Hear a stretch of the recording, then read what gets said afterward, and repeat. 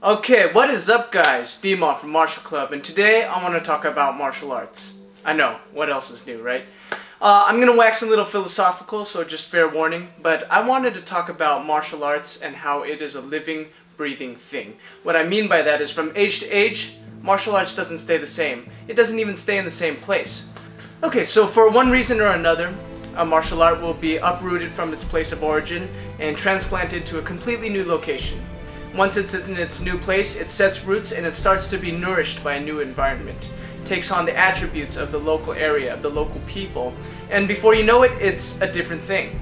So what do I mean by that? Say, for example, you take a person from China, you bring him to America and you feed him Chinese food made in America, and you ask him, what's better, Chinese food in America or Chinese food in China? I bet you 99.9% of the time he's going to say it's better in China, and I think the same thing happens with martial arts.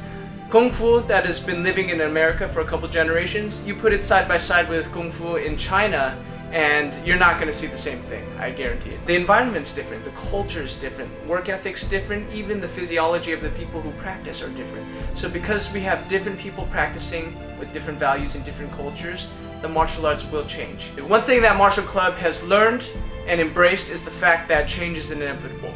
And I think that it's important for traditionalists to embrace this fact, because no matter how hard you fight, no matter how hard you try, it's gonna change. From age to age, martial arts will change. Now, the question is, will that change be for better or for worse?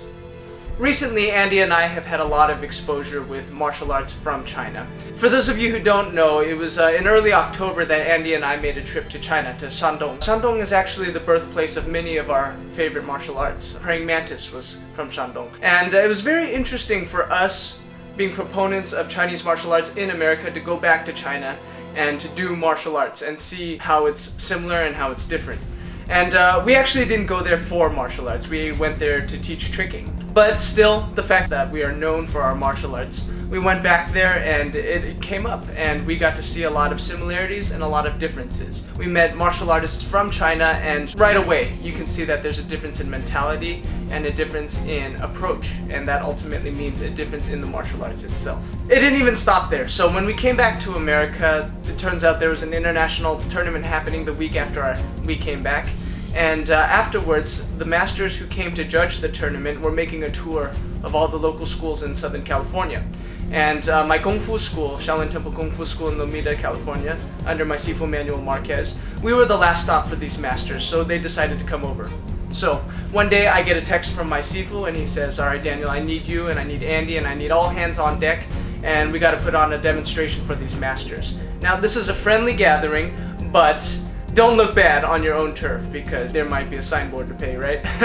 So there's a little bit of pressure going into this. It's supposed to be a friendly exchange, but we definitely had to go there and show them our best. They're masters from China, and we are teaching Chinese Kung Fu in America, so you gotta represent, right? A lot of things happened. It was a really, really fun exchange. We did our best, and we got a chance to show our new Xiaoyao Tai Chi. So for those of you who haven't watched our video, A Tai Chi Master's Legacy, Tang Shifu, one of the teachers who teaches us Tai Chi, he's developed a new style of Tai Chi called the Xiaoyao style. And we got a chance to perform this Tai Chi for the masters. And when we finished performing, something really interesting happened.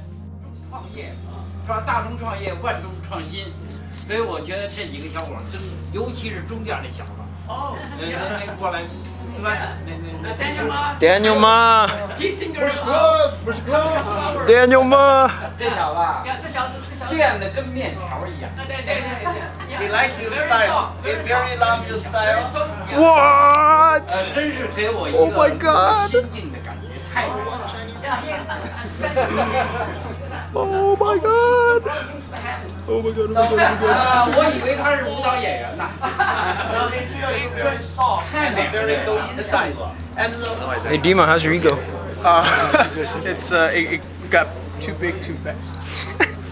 Dude, I'm proud of you, dude. I'm freaking proud of you, man. Just be nice. I'll let the clip speak for itself. Yeah, that was really crazy. It was really crazy to show Chinese martial arts to Chinese martial artists from China, and to be complimented and to be told that you're something special. And you know, maybe they're just being polite, I definitely found it very flattering and humbling at the same time, and definitely it encouraged me to continue on the path that I'm going in, and it kind of gave me a little bit of assurance that the approach I'm taking to the martial arts is, you know, somewhat solid. And, oh yeah, this wasn't on camera, but the government official who complimented me, he also pointed to Andy and said that he had the best kung fu in the spot.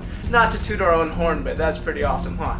I feel like this is a very special time in the history of Chinese martial arts and for Martial Club because we enjoy the benefits of modern technology. Things like YouTube and forums and all these books and all these translations, and more importantly, masters of Chinese Kung Fu who speak Chinese and English. Andy and I have been beneficiaries, having access to old martial arts and the means to innovate. It's interesting because we live in a very globalized world where culture kind of spreads very easily now because information travels so quickly. And now that we have access to the original source, we can see videos of how the martial arts are supposed to look, and yet things still change. It allows us to learn it well, but it also gives us a chance to innovate and to change in good ways. So I guess for all my ranting and philosophizing, this is what you can take away. It's the fact that change is inevitable, and ultimately it becomes something new every generation. The fact that it changes is completely outside of our control, but what we do have power over is whether this change is for the better or the worse. You know, that's why Martial Club exists. We make movies, we continue practicing and training and spreading the culture of martial arts so that this inevitable change will be a positive one. Be it martial arts or anything else you decide to do, whatever it is, make sure that the fact that you practice it means that it becomes something better for the future generation. Let's band together and be the future. Once again, this is Dima, and I always have fun talking to you guys about martial arts. Hopefully you learned something. I definitely did. Stay tuned, guys. Subscribe to this channel, like us on Facebook, follow us on Instagram, get those Martial Club shirts on bigcartel.com. As you know, the holidays are coming around, so maybe you know someone who wants a Martial Club shirt as a gift. But also stay tuned. We've got a lot of stuff cooking. Legit kick-ass martial arts action. So if that was on your holiday wish list, stay tuned. Once again, I'm Dima from Martial Club, and I am signing out.